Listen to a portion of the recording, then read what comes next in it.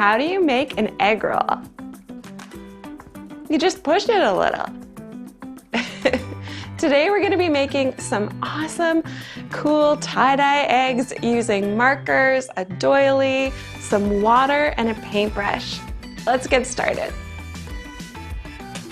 Hi, so for this craft we're using some colored construction paper and some paper doilies. Now the first thing I'm going to do is cut out an egg shape. So I folded my paper in half and I'm actually going to take my scissors and cut out kind of like an oval-y shape.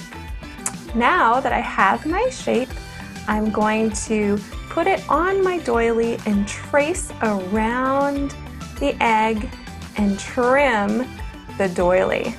Now I have an egg layover with my doily. Now you can pull the doily apart and you'll get about 4 different layers. And you can see it fits right over my egg. So the next step for the craft is to color your eggs. Now you can make any design you want. You're going to be adding water, so it's not important that you make a picture, but it's important that you add the colors you want to see on your egg. We used all different colors with washable markers. Once we've created our design, it's time to add the water.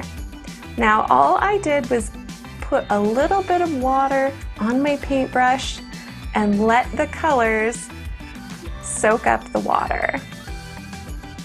This will achieve the tie-dye effect.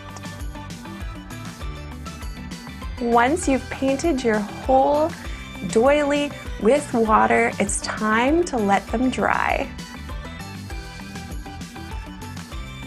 After they're dried, you can take a glue stick and glue your paper on the back of your egg.